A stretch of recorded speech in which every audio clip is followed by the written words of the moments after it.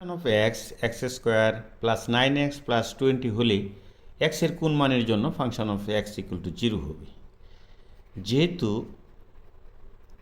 Function of x equal to 0, সুতরাং x square plus 9x plus 20 equal to 0।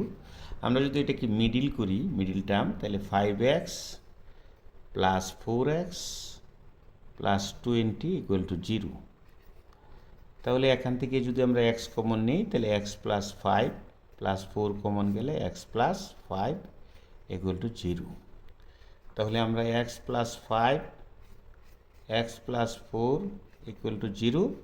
সুতরাং দুটি রাশির গুণফল যদি 0 হয়, তাহলে অন্তত পক্ষে তাদের একটির মান 0 হবে।